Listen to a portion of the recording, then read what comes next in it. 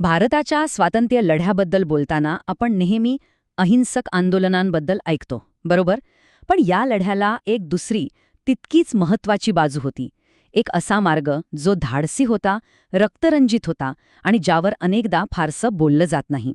तो मार्ग होता सशस्त्र क्रांतीचा. हा फक्त एक प्रश्न नाहीये. हा तो विचार आहे ज्याने हजारो तरुणांना पेटवलं, ज्याने ठरवलं की जुलमी ब्रिटिश सत्तेला फक्त शब्दांनी नाही तर शस्त्रांनी उत्तर द्यायचंय. चला तर, आजच्या या विश्लेषणामध्ये आपण याच सशस्त्र लढ्याचा संपूर्ण प्रवास पाहणार आहोत.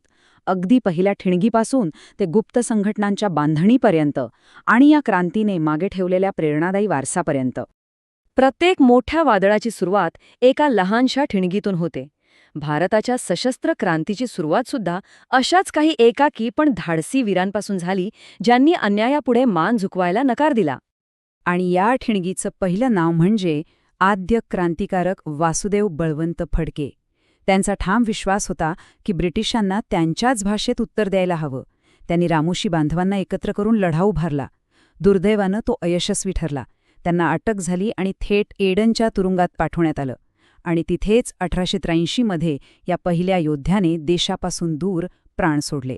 आता पुढची घटना आहे पुण्यातली. 1897 साली प्लेगची साथ पसरली होती आणि त्यावर नियंत्रण ठेवण्यासाठी नेमलेला ब्रिटिश अधिकारी होता रँड. त्यानं लोकांवर इतके अमानुष अत्याचार केले की संपूर्ण पुणेकर हैराण झाले होते. या जुलुमाचा बदला घेतला चापेकर बंधूंनी. दामोदर आणि बाळकृष्ण यांनी रँडचा वध केला. पण ह्याची फार मोठी किंमत चुकवावी लागली. दामोदर, बाळकृष्ण आणि वासुदेव, एकाच घरातले 3 सख्खे भाऊ आणि त्यांचे सहकारी महादेव रानडे देशासाठी फासावर चढले.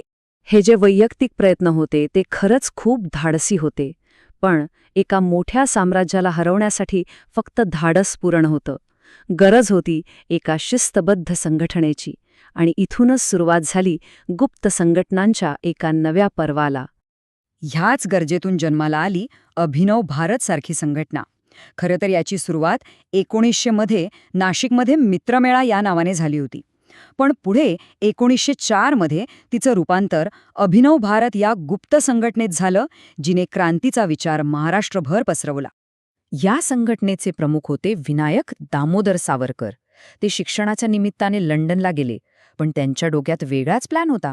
त्यांनी तिथून भारतातल्या क्रांतिकारकांसाठी पिस्तुलं आणि बॉम्ब बनवण्याचं साहित्य पाठवायला सुरुवात केली.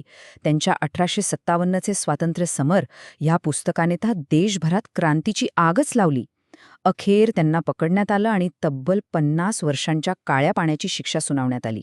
ही क्रांतीची लाट फक्त महाराष्ट्रापुरती नव्हती बंगालमध्ये तर जणू वणवाच पेटला होता. तिथे अनुशीलन समितीसारख्या संघटनांनी ब्रिटिश सत्तेला थेट आव्हान दिलं होतं. त्यांचं ध्येय स्पष्ट होतं: अधिकाऱ्यांना घाबरवणं, प्रशासन ठप्प करणं आणि ब्रिटिशांच्या अजिंक्य असण्याचा भ्रमाचा भोपळा फोडणं. पण थांबा, ही गोष्ट फक्त भारताच्या आतली नाहीये. या क्रांतीचे पडसाद तर थेट भारताबाहेर जगभरात उमटत होते. भारताचा स्वातंत्र्याचा लढा आता एका जागतिक मंचावर पोचला होता. विचार करा, युरोपच्या भूमीवर जर्मनीमध्ये मादाम कामा भारताचा झेंडा फडकवत होत्या. जगाला सांगत होत्या की भारत स्वतंत्र होणार.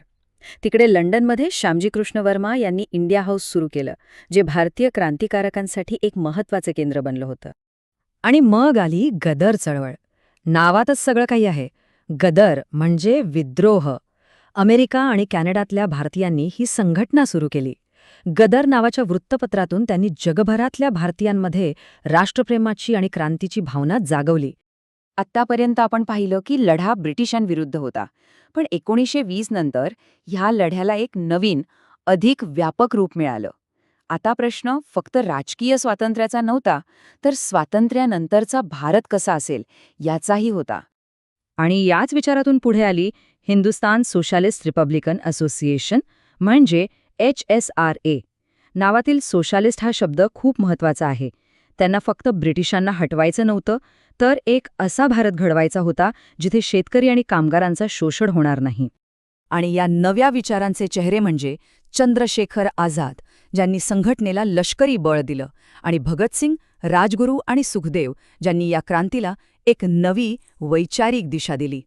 नुसते विचार असून चालणार नव्हतं, कृती गरजेची होती. आणि या तरुणांनी अशी काही धाडसी कृत्य केली की अख्खं ब्रिटिश साम्राज्य हादरून गेलं. सगळ्यांची सुरुवात झाली एका घटनेमुळे. सायमन कमिशनच्या विरोधात आंदोलन करत असताना झालेल्या लाठीचार्जमध्ये आपले ज्येष्ठ नेते लाला लजपतराय गंभीर जखमी झाले आणि त्यातच त्यांचा मृत्यू झाला. या घटनेने क्रांतीची आग भडकवली. भगतसिंग राजगुरू यांनी ठरवलं याचा बदला घ्यायचाच. त्यांनी पोलीस अधिकारी सँडर्सची हत्या करून ब्रिटिशांना स्पष्ट संदेश दिला की भारतीयांच्या अपमानाची किंमत चुकवावीच लागेल. पण त्यांचं पुढचं पाऊल तर याहूनही धाडसी होतं.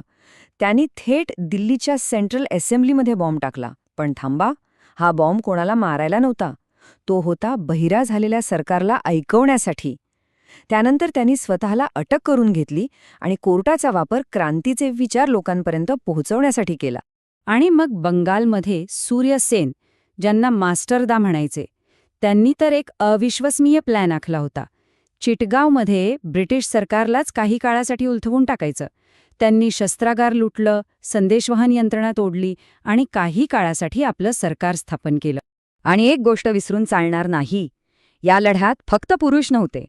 कल्पना दत्त आणि प्रीतिलता वड्डेदार यांच्यासारख्या वीरांगणांनी खांद्याला खांदा लावून लढा दिला.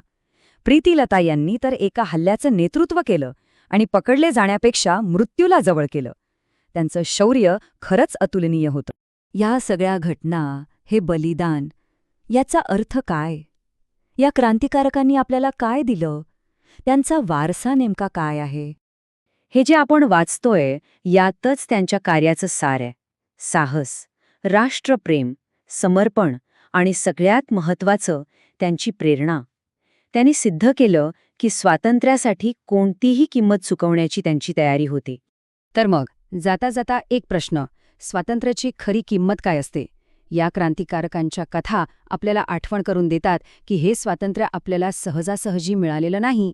कुणीतरी त्यासाठी आपलं आयुष्य, आपलं सर्वस्व पणाला लावलं होतं.